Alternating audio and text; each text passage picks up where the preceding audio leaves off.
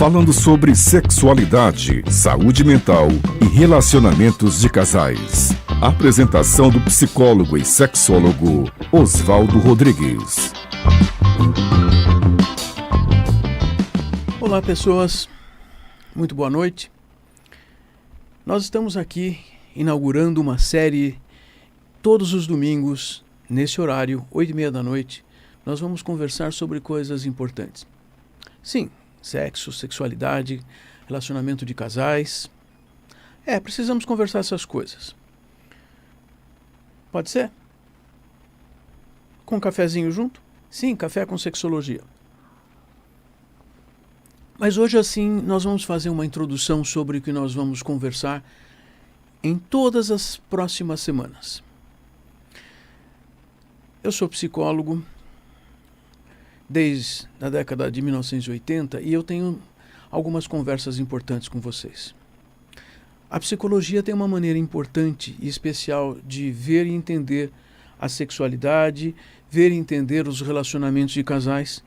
E essa vai ser minha função aqui, trazer para vocês essas conversas e com a participação de vocês, porque vocês podem telefonar para a Rádio Vibe Mundial, ao vivo podemos conversar e também responder perguntas. Nós não vamos solucionar problemas em meia hora de programa, mas nós vamos começar a compreender como os problemas ocorrem e como nós da psicologia podemos ajudar a compreender essas circunstâncias. As questões de sexualidade e as questões de relacionamentos de casais.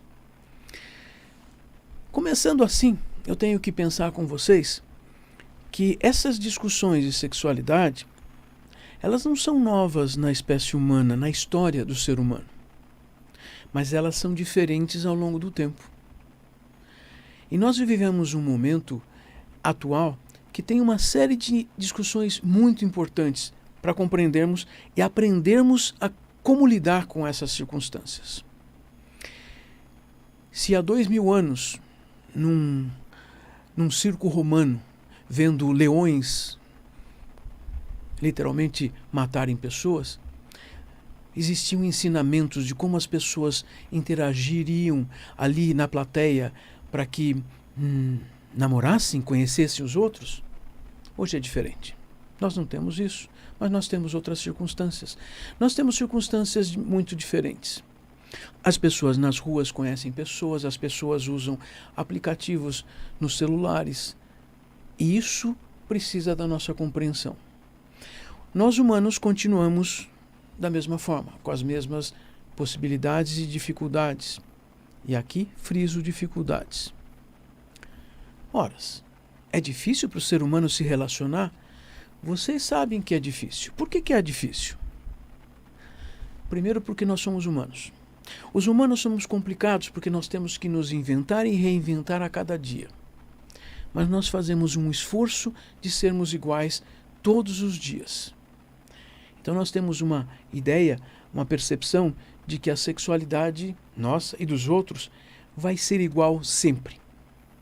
De verdade, eu percebo que muitas pessoas querem que sim, todo mundo fique igual, continue igual. E por que pensam assim? Porque as pessoas não querem gastar energia, não querem perder seu tempo, tendo que aprender de novo como as outras pessoas funcionam. Mas nós somos assim, e é isso que eu quero conversar com vocês. Quero dizer, compreendermos essas circunstâncias é algo bastante importante. Compreendermos essas circunstâncias vai exigir de nós, aqui com vocês, um certo esforço para, a cada semana, discutirmos um tema, um assunto. Mas vejam, eu prometo para vocês trazer a cada semana um assunto diferenciado e baseado em alguma pesquisa que esteja acontecendo recentemente, que nos ajude a compreender e a explicar o que vivemos e explicar também como é que nós podemos viver melhor.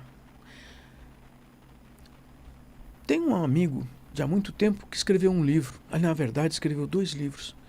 Um se chamava O Homem Sexualmente Feliz e o outro era Mulher Sexualmente Feliz. Esses 2 livros me ensinaram uma coisa naquela época, que a sexualidade também traz felicidade. Então nós não podemos pensar que nós vamos ter que sofrer com aquilo que pode nos trazer bem-estar.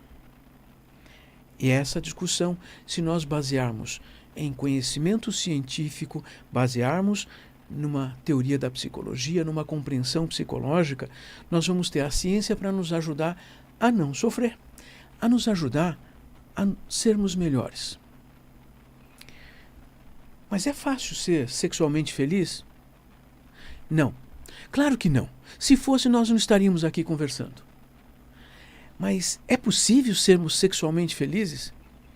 É bem possível que tenhamos muitos momentos felizes e aprendermos como devemos reagir, como devemos funcionar nos nossos relacionamentos ao longo da nossa vida.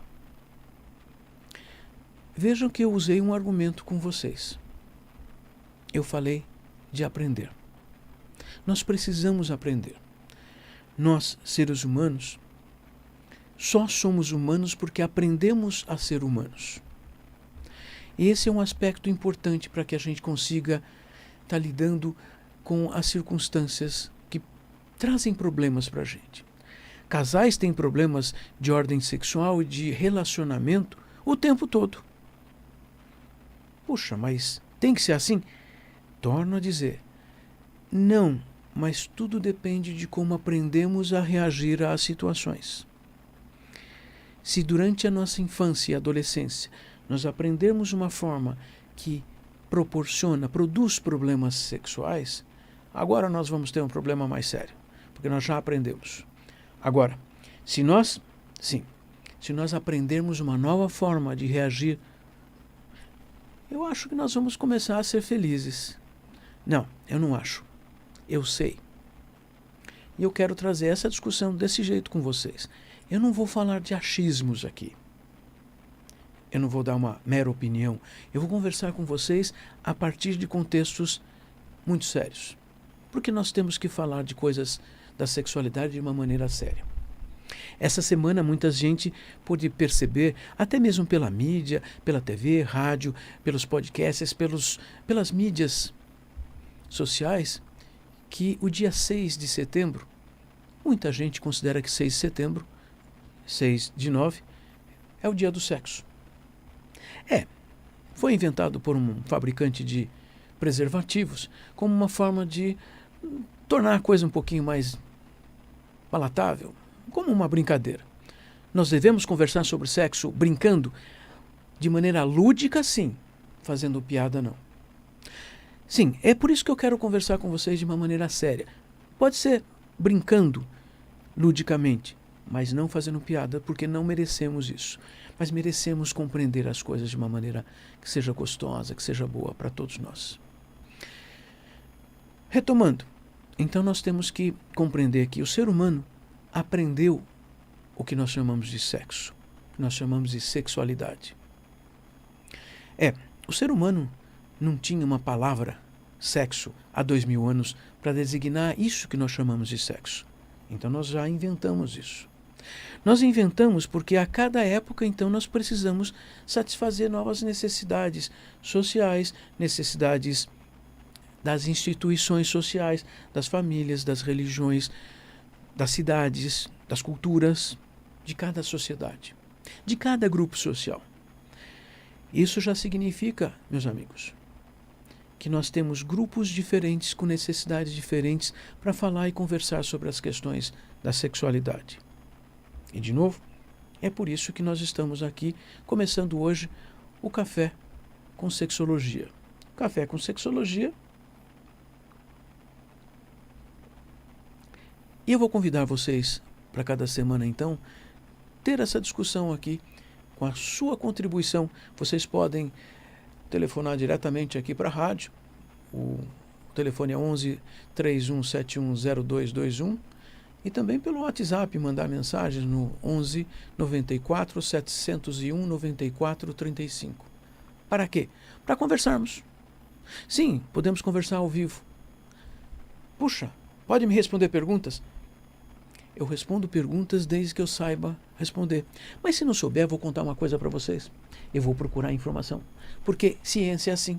Nós temos que construir a nossa vida E ninguém é um sabichão ou precisa ser um sabichão. Nós precisamos aprender como lidar com essas questões. Vamos juntos?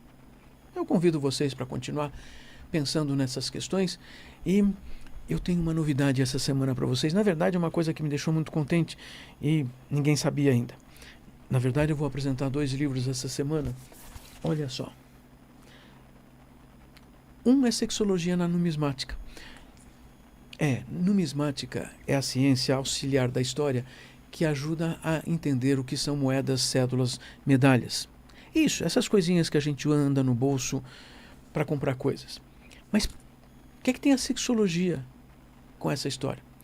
Porque muitas moedas, cédulas, dinheiro, notas e medalhas trazem símbolos que referem à sexualidade e o amor. E eu vou apresentar isso num evento de numismática essa semana aqui em São Paulo. Mas eu também acabou de sair e chegar um que conta a minha história sobre como o psicólogo trabalha em sexualidade e foi parar estudando também numismática. Eu vou contar para vocês todas essas coisas, mas fiquem em alerta porque isso aqui está sendo uma novidade para mim também, é a primeira vez que eu peguei nesses livros impressos. Logo começa a ser distribuído por aí. Vejam que eu já contei para vocês que nós podemos ter novidades interessantes com relação às questões da sexologia. Vocês também podem me procurar nas redes sociais. Também tem um podcast com dezenas e dezenas de discussões, porque sempre a cada semana aparecem novidades, aparecem pesquisas novas, pesquisas sérias sobre compreensões da sexualidade. Eu sempre estive aí nas redes sociais discutindo essas questões, apresentando os resultados dessas pesquisas e trazendo uma interpretação para a nossa realidade, tanto para as pessoas que têm problemas sexuais, como para nós que temos que lidar com nós psicólogos, que temos que ajudar as pessoas a solucionarem os seus problemas sexuais. Ora, problemas sexuais então têm solução. Nas próximas semanas nós devemos conversar cada semana sobre um tipo novo de problema. Mas eu posso adiantar para vocês que problema é aquilo que nós sentimos. Quero dizer, se eu não estou contente, se eu estou insatisfeito, isso é um problema para mim, eu vou considerar um problema. Mas o que significa isso? Significa que, eu não preciso de um diagnóstico de alguém que diga que eu tenho um problema. Eu sinto meus problemas, concorda? Pois é. E é por isso que eu quero trazer para vocês essa possibilidade de vocês virem questionar, porque assim nós vamos poder entender como é que você vive o seu problema. Homens, mulheres, pessoas que têm pênis, pessoas que têm vagina, têm problemas, porque os nossos corpos funcionam por determinadas razões. Primeiro, por limitações e possibilidades dos nossos próprios corpos. Depois, não é só o corpo que funciona ou que deixa de funcionar, gente. A nossa vida, desde que nascemos, nos faz aprender coisas, nos faz aprender e aprender de maneiras muito específicas e muito individuais. Nós vamos aprendendo a lidar com as questões, com as situações, com tudo o que nos acontece desde que nascemos, quem sabe desde antes de nascer, e nós vamos ter o nosso corpo marcado com essas experiências. E quando essas experiências se somam e trazem situações boas, que nós vamos sentir que sejam boas, nós vamos querer repetir essa circunstância. Se nós tivermos situações negativas, nós vamos querer talvez evitar essas circunstâncias. Então, a nossa vida pessoal é uma coisa muito importante para determinarmos essa questão relacionada a como o nosso corpo vai funcionar. E tem uma terceira coisa importante para pensarmos junto com vocês. O mundo onde nascemos.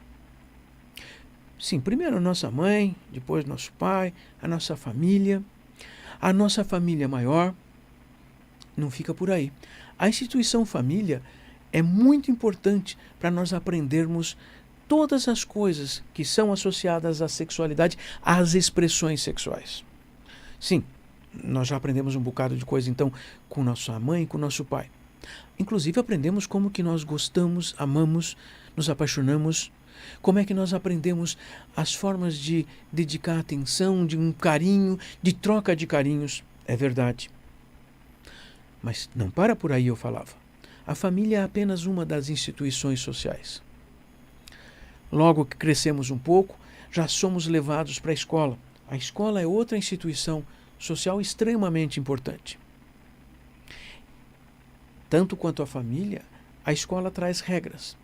Na escola nós aprendemos a lidar, a viver em sociedade, com outras pessoas. Isso é interessante. Por quê? Porque nós vamos ter que aprender regras que vão ser dadas para nós. Muitos de nós vamos assimilar algumas regras de uma maneira assim, tipo, eu gosto disso, isso me faz bem, e nós vamos fazer um esforço de manter essas regras. Pois é, vocês já perceberam que muitas dessas regras dizem para vocês serem assim ou serem dessa outra maneira, sexualmente falando, ou que a gente deve pensar ou sentir aquilo? Ou seja, existe um entrosamento muito forte em cada instituição social. Assim que começamos a ir para a escola, também podemos começar a ir para outra instituição social que é extremamente importante para o ser humano, a religião. As religiões também têm regras de conduta. As regras de conduta das religiões com relação à sexualidade muitas vezes são percebidas como extremamente limitantes. Bem, posso contar para vocês que nem sempre são simplesmente limitantes. Muitas vezes também depende de nós interpretarmos essas regras como limitantes para nós, mesmo que elas não sejam para o grupo social, para aquela religião. Mas nós vamos conversar disso também. Mas eu falava essa outra instituição porque ela é muito importante. As religiões tendem a regular uma série de coisas relacionadas à sexualidade, no mínimo, a formação de casais, no mínimo, os matrimônios, casamentos. Mas também como é que são as funções da sexualidade. Uma função importante, muitas vezes, é determinada pela religião, que é a reprodução. Como ter filhos, quantos filhos ter, de que maneira ter. Claro, precisamos conversar disso. Claro.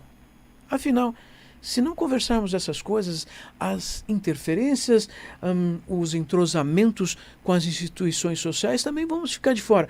Mas não ficam só nessas três. Até o local de trabalho, que é outra instituição importantíssima na nossa cultura, é a que mais consome tempo das pessoas. Elas também têm regras que também precisam ser consideradas na questão da sexualidade. Eu começo hoje contando todas essas coisas para vocês para mostrar que assim é um bocado maior isso que nós chamamos de sexo e sexualidade. E ainda hoje eu queria terminar com mais algumas chamadinhas de atenção para nós pensarmos nas próximas semanas. Nós precisamos contemplar essas três áreas que eu contei para vocês: o corpo com o que nascemos, a nossa vida pessoal, como vivemos desde que nascemos, e a nossa interação com o mundo social, com a cultura. Nós precisamos pensar que tudo isso exige uma interação especial que se manifesta através de uma série de circunstâncias que também tem a ver com sexo. Claro, peraí. Primeiro é o casal, não é? A formação de casais. Sim, casal é um grupo. Grupo são duas ou mais pessoas com a mesma finalidade, com os mesmos objetivos. Acabei de contar uma coisa para vocês. Pode passar desapercebido para alguns, para outros já chamou a atenção. Casais, na maior parte das vezes, na nossa cultura, são duas pessoas. Mas podem ser três. Recentemente, 3 pessoas conseguiram legalmente ter um registro de casamento no Brasil. Puxa, mas eu soube que há uns 4 ou 5 anos teve outro trisal, como se chamam, que tinham feito o registro no cartório e tiveram esse registro suspenso. Pois é, as coisas mudam, como eu falava. E nós precisamos aprender a lidar com as mudanças. Nós, terapeutas de casais, também sofremos com isso, porque nós também precisamos compreender esses novos funcionamentos. Ah, mas podemos ter casais com mais pessoas? Existem religiões que permitem o casamento de um homem com meia dúzia de mulheres. Eles não vão falar isso em público em países onde casar com mais de uma pessoa é ilegal. Mas existem religiões assim. Puxa, então nós temos que compreender mais coisas. Vamos pensar individualmente. Você está me falando de um casal, você tem um relacionamento de casal, esse casal é o que importa. Mas eu falava do casal como base de um relacionamento sexual. Base de um relacionamento sexual. Vamos pensar aqui, não é só o casal, mas o casal congrega algo muito importante para a felicidade sexual das pessoas. Porque a maior parte das pessoas, vai exercer uma grande parte de sua sexualidade de maneira explícita na relação de casal. Claro que a expressão da sexualidade se dá de uma maneira muito diversa, de uma maneira muito variada. Vejam, nós vivemos a sexualidade através dos nossos corpos no mundo social e isso implica numa série de coisas. Vejam, eu sou psicólogo e trabalho com questões de sexualidade e alguém podia dizer assim, você quer dizer que então a sexualidade é psicológica? Ela também é psicológica. Puxa, o que é essa sexualidade psicológica? Vejam que nós vamos ter que conversar bastante a respeito. Percebem? Porque esse termo psicológico também esconde uma série de coisas e uma série de coisas muito importantes. Tem coisas importantes para nós discutirmos sobre o que é psicológico no sexual? Nem imagino o quanto.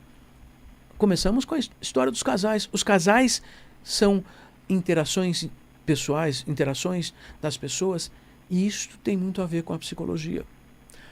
A psicologia, ela estuda o ser humano na interação humana. Vocês compreenderam que não existe ser humano sem interação humana? Vocês estão compreendendo que só existem os seres humanos enquanto estamos vivendo em interação, em constante movimento ao longo de toda a história? Que sempre somos diferentes?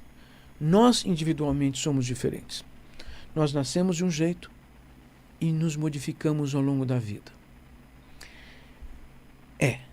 Se a natureza humana já mostra que nós nunca somos os mesmos, que nós sempre estamos em mudança, nós não devíamos estar compreendendo que a sexualidade também está em mudança? Muitas pessoas veem coisas por aí. Por acaso eu ouvi uma frase muito importante numa sala de um museu, num museu sobre grupos indígenas, e falava sobre ritos de passagem. Os ritos que fazem com que uma criança seja considerada um adulto, meninos e meninas. Uma boa parte dos grupamentos originários aqui no Brasil, eles têm esses ritos que implicam em produzir mudanças do corpo. No mínimo, colocar adereços nas orelhas, no nariz, na boca, no lábio, ou partes do corpo. Ou pintar o corpo. Isso me fez aprender uma coisa quando eu li a descrição.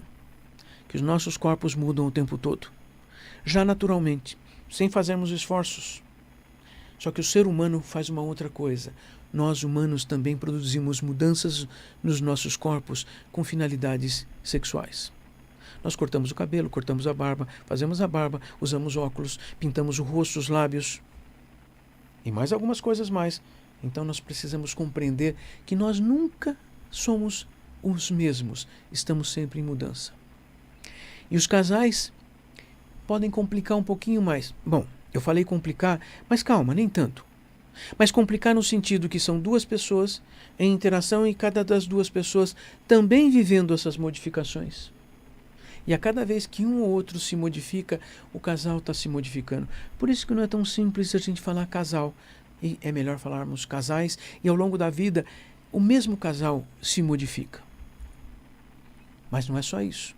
Eu tenho que pensar que as nossas outras interações no nosso mundo, no nosso cotidiano, são extremamente importantes. Veja que eu já falei da religião, falei do trabalho. Mas olha que interessante. Eu posso pensar que nós precisamos de um mínimo de atividade física para o nosso bem-estar acontecer. Nós precisamos ter uma boa noite de sono, não podemos exagerar com determinadas substâncias, temos que nos alimentar de uma maneira coerente para a gente. Entenderam?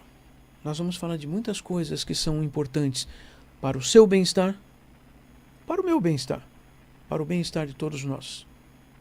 O bem-estar sexual e o bem-estar da sua vida sexual.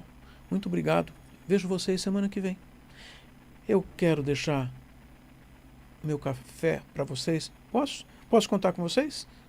Nos vemos semana que vem. Café com Sexologia.